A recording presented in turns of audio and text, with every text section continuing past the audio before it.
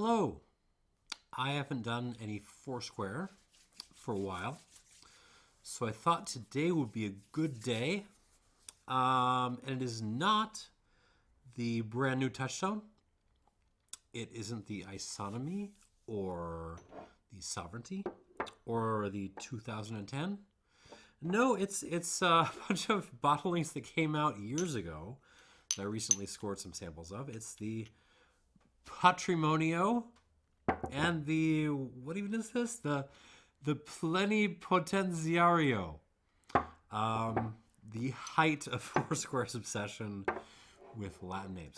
So there's a bunch of things that interest me about these bottlings. Part of it is the fact that these are, I don't even know what to call them, semi-official bottlings. So these are not part of the exceptional cask range,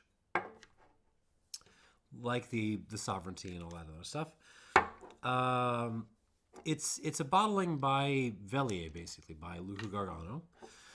But it's a bottling done in close collaboration with Richard Seal and the Foursquare Distillery kind of at large.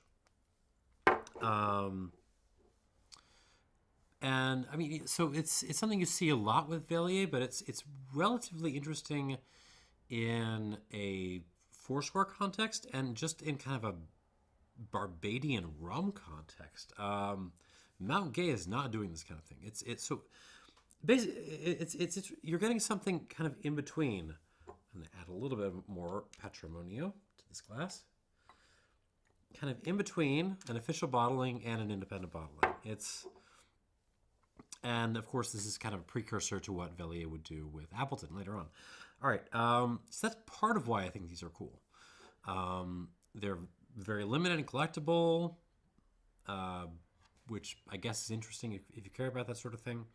Only 6,000 bottles of each. But it's also what is in these. So the Patrimonio has a lot of sherry influence, and I love sherry-influenced Foursquare. And the Plenipotenziario, which apparently means like a, diplomat with full powers. I did take Latin, I just don't remember that particular word. The Plenipotenziario is a blend of not just pot still Foursquare and high proof column still Foursquare, but also low proof column distilled Foursquare. So basically, like they pulled spirit off their column still at lower proof without making heads and cuts, which means this should be a grungy boy, which is very exciting to me. Okay, I'm not taking notes on this, and we're doing this no note style. And I don't know what to say. What else to say? Foursquare, of course, arguably the most interesting distillery on Barbados right now. St. Nicholas still getting going. St. Mount Gay still kind of trying to figure out what it's going to do with itself. West Indies Rum Distillery is still, God help us, under control of Plantation and House Ferrand. I don't know. Maybe they'll see the error of their ways and come around. We'll see. But for right now, Foursquare is the leader, making tremendous rum. It's gotten popular with collectors and with bourbon drinkers. Oh well, moving on. All right, starting with the Patrimonio. This is only a mere 58% alcohol by volume. It's been a long day. And again, the cool thing about this is it's 14 years old, for one thing, and a large portion of this was everything got aged in ex-bourbon, except a portion was aged 10 years in ex-bourbon and then pulled out after those 10 years to be not finished, secondarily matured for 4 years in sherry, which is very cool to me. Now, the only thing that gives me pause is that the 2004 distillate is much less exciting to me than the 2007 and onward distillate, which has more of a pot still components. But I'm very eager to see what happens here. Foursquare Patrimonio. On the nose.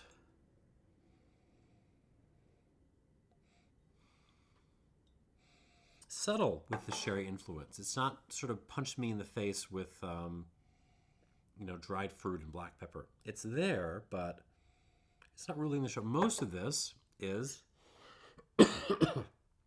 much more reminiscent of just, that kind of 2004, 2005 style of Foursquare.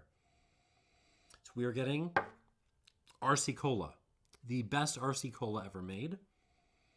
We are getting full Virginia Flake tobacco, pineapple upside down cake, a little bit of fennel, lots of vanilla, lots of oak on this.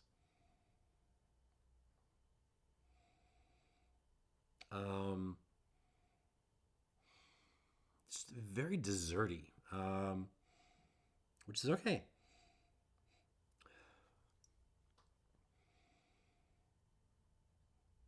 I'm looking for the sherry elements. There's a lot of black pepper going on, which I'm enjoying. But the sherry element, proportion of this is really integrating quite well with the bourbon proportion of this. I've said this before about sherry Foursquare. This is really reminding me a lot of some of those, God help us, bourbons that people chase after. Like, there is a staggy component of this. There is that kind of, like, layered cherry element to this. So, just lots of dried cherries happening. Cherry fruit roll-up. A little bit of brininess happening as well. Yeah, this is very much in a continuity with the kind of 2004, 2005 era exceptional cast releases, which is fine, which is nice. Let's see what happens in the palate. Here we go.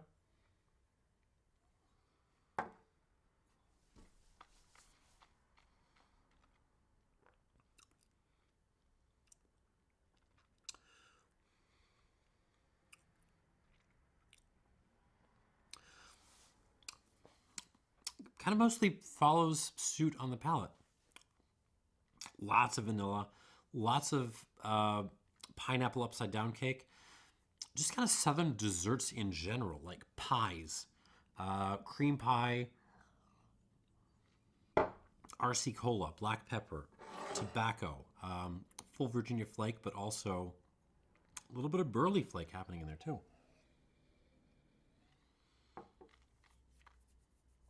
The what is it? The McBaron, the navy flake, that's in there. Just lots of vanilla. Big old scoop of vanilla ice cream in there. But also a couple of black olives. A lot of fennel happening. Some seawater. It's got enough interest there to keep like hardcore rum nerds like me who, can basically mainline Hamden if we could, interested. But at the same time, there's an appeal for people who are coming from bourbon, from scotch, from brandies, because it is at the same time so wood driven. Like this is a textbook example of why people like Foursquare.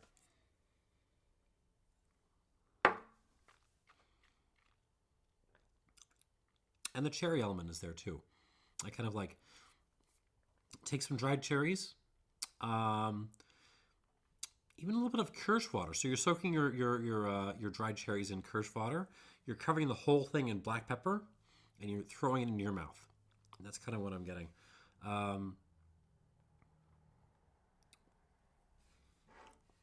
Nice, but it also at the same time kind of reminds me of like why I've eased off the Foursquare a little bit. Like it's just, aside from the long fermentation type, which is impossible to get a hold of. But if you have a super mega nerdy friend with connections, and you get to try it, do try it. Aside from the long fermentation type, I have gotten a little bit of burned out on the Foursquare profile. But yeah, I mean, you have it in your glass, and it's good. Like, this is just good stuff. I think that was 4, right? 4 squirts? Yeah, it needs one more. Yeah, yummy. Okay. That's not getting a low score. The Patrimonio, this is very nice. But it is not the one of these two that I am most interested in. Because the Plenipotenziario,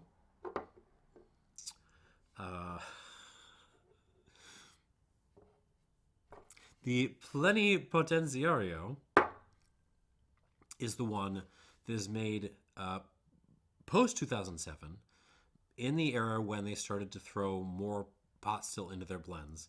And beyond that, you were getting the kind of grungier side of their column still, which I'm very interested in. I want to see if there's some kind of Coroni elements going on in here.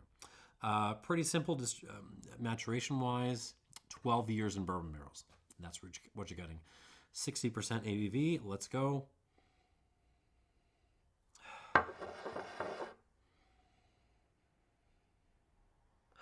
Very similar signature. Yeah. RC Cola, some rust going on. But like nice rust. Lots of vanilla. Kind of some just like burn stuff. Like there's tobacco in this, but it's slightly more like smoky tobacco, so it's like a Virginia de Latakia blend happening. Some black olives, lots of fennel again. There is still a little bit of like a southern dessert cart kind of element to this, but it's much more reserved. This feels much more savory. There is a little bit of like a tire fire element happening in the background. But it is just a background note. I mean, what the initial impression on this for me is it's very much kind of like navy blendish without that kind of very evident like Guyana element. So if you could take a navy blend and kind of pull back on the Guyana stuff. So no port Moran, none of that, or at least very little. This is kind of what that smells like. And I'm absolutely into it. There is some cherry elements on this too, but there's also some banana peel. Oh yeah, definitely banana peel.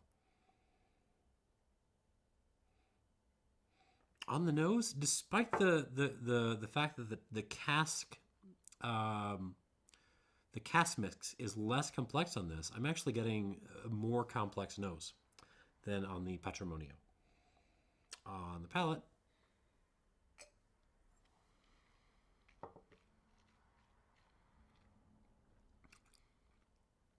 oh,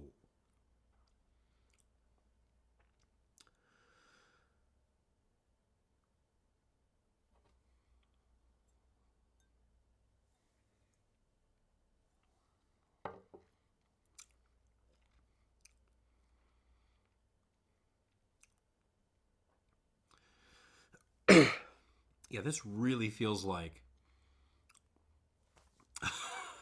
it reminds me of some of the really, really, really good like Navy style blends, English Navy style blends that I've had, without that sort of really obvious Guyana element. This is nothing wrong with the Patrimonio. Nothing wrong with this, but this is already taking the lead for me.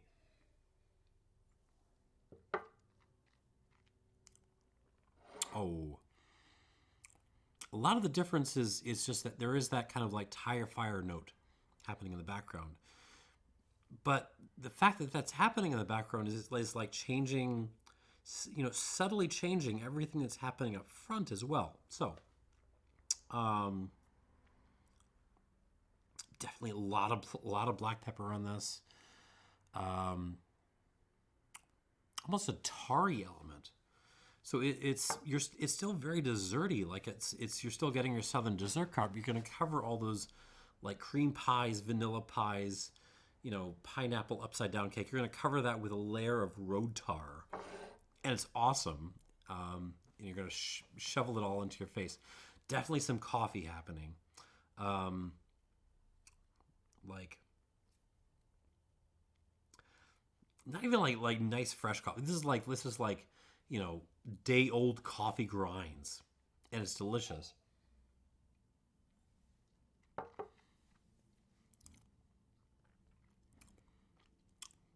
The cola is there, but it's just so much more grunchy. I love it. You know what this reminds me of? It reminds me of some kind of a halfway point between like what I think of as like textbook Foursquare, like the vintage release Foursquare ECSs, and like an old Cuban rum. You know what I'm talking about? It's that kind of it's that kind of vibe. It's that kind of energy.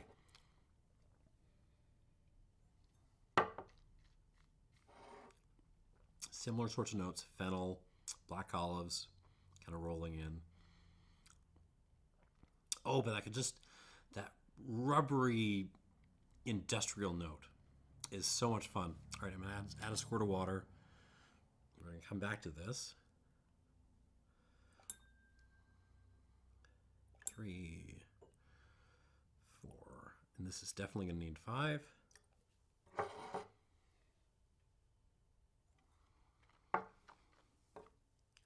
Yeah, let's stop there.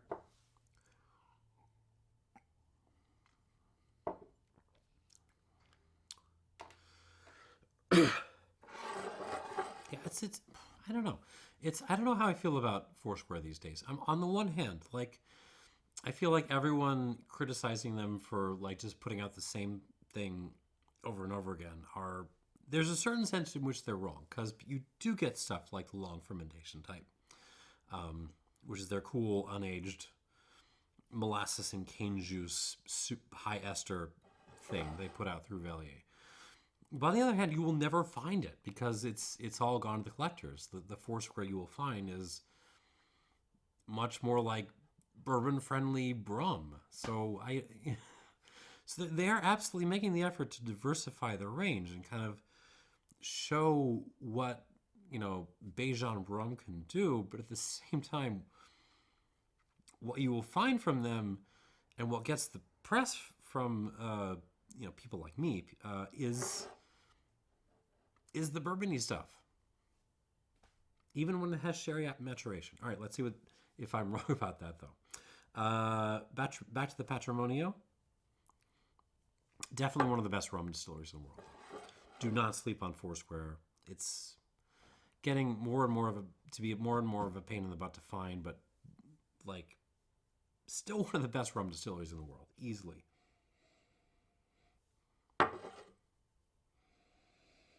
Here we go. On the nose, a lot of it is very similar. I'm still getting a lot of those RC Cola notes that I associate with the kind of pre-2006, 2007 Foursquare. But I am getting a lot more black pepper and a lot more kind of pruniness. Prunes, a little bit of fig jam happening. Basically, it feels like with water, the sherry influence on this kind of kicks in a little bit more. There's not a ton on this. It's not a sherry bomb by any means, but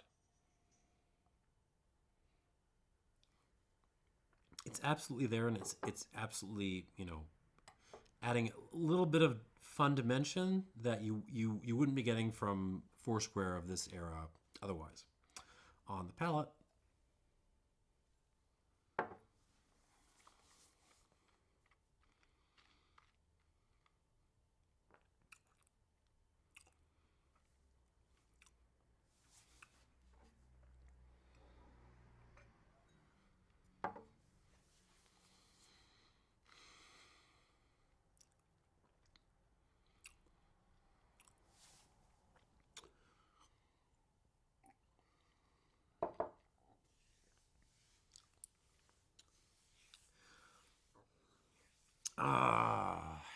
this. This is annoyingly good. It's really annoyingly good. I feel like drinking this like as a wine nerd at the same time. I have the same like feeling as when I try, the California Cabernets that are actually doing the thing and doing it properly. You Dunn, Howell Mountain, Mondavi Reserve at its best. The 15, not the 16. 16 is a little bit rough. I don't know what's going on with 16. But like 15 Mondavi Reserve. That's what's kind of what this feels like. It's so delicious and easy and accessible, and I kind of want to feel like it shouldn't be good because of that, but you pay attention and it's bringing all the complexity that it should be bringing. Yeah, that's kind of my feels with this.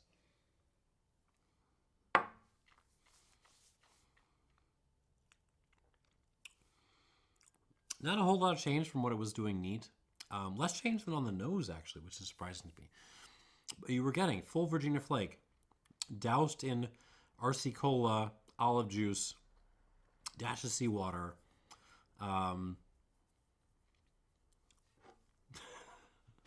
and tons of vanilla ice cream, and it just works well.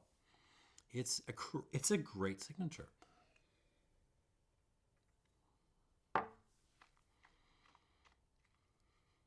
It's got a little bit more black pepper than Foursquare as usual. A little bit more dried cherry than Foursquare as usual. But yeah, I mean, this is right in line with what I expect from them and what I expect from the exceptional cask selection kinds of bottlings. This is an 89-point run for me. 89 points. Very, very good. If you can find and afford a bottle of this. But again, this is not the one I'm excited about of these two. Moving back on to the, one more time, Plenipotenziario. Now with water on the nose of this. Ooh. Okay, so that's interesting. So the tire fire has stepped up a little bit, but even beyond that, what is that? There's like a cherry bubblegum kind of component coming out now. It's slightly floral? What is happening?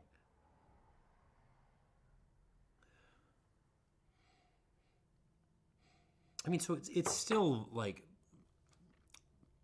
85-90% of what's happening here is still very like textbook Foursquare ECS, right? If you had anything from that, you know most of what's going on here. But it's that 15% which is making this fun. Yeah, it's like cherry fruit roll up, bubblegum doused in seawater. What is happening? But then with the tire fire in the background. And like Balkan blend tobacco. And tons of pepper. This actually has more black pepper on it than the sherry matured one, which is kind of amazing. Okay, on the palate.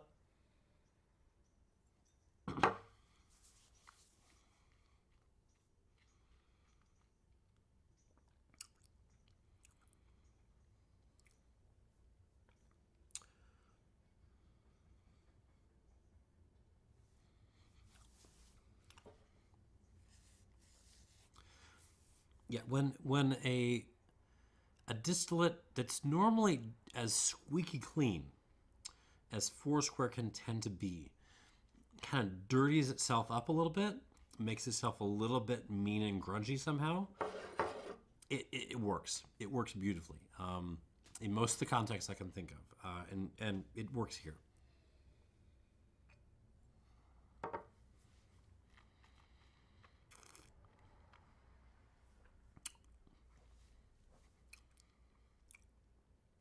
Oh, that works really well. The front end is all like traditional Foursquare.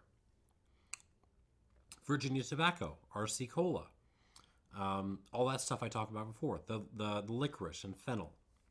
Um, it's on the transition into the mid palate where you get that kind of fire element, the extra dose of olives,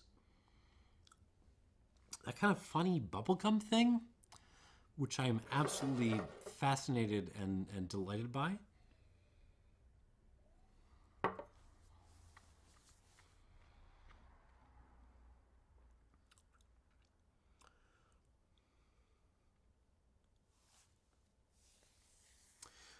Yeah, those elements that really make me think of like old Cuban rum or even like um, old Trinidad, like the best of Angostura distillery.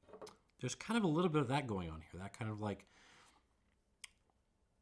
um, in industrial stench meets cough syrup kind of thing. Meets like a little bit of Amaro happening.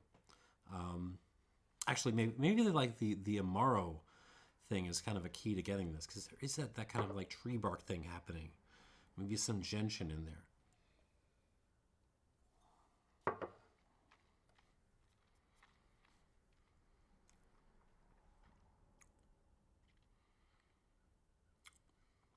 And the finish is impressive. It just kind of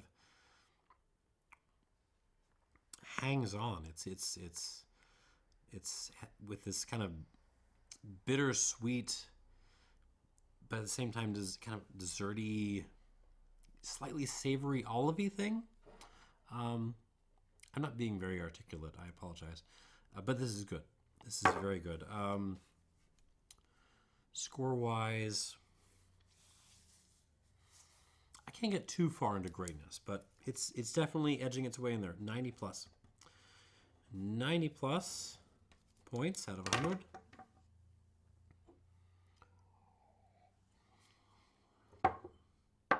And yeah, this is one that, well, both of these are things that like, if you're a rum nerd, even if you're just like a hardcore maniac who drinks nothing but, you know, TECC from Long Pond and DOK from Hamden and, you know, whatever weird crap is coming out from around the world in the world of rum. Even if that's all you're interested in, like, you need to pay your respects to this because there is an extraordinary quality of craftsmanship going on at Foursquare Distillery.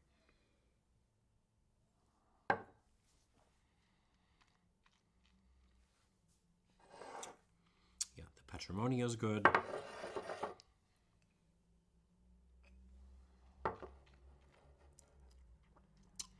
And the Plenipotenziario, this is great. Yeah, I would actually give this another squirt of water if I could. Have a squirt. All right, thanks for watching. 89 points for the Patrimonio. And the Plenipotenziario, 90 plus. These are very good. They're probably obnoxiously expensive on auction, but, you know, be on the lookout for stuff like this. Thanks for watching and cheers.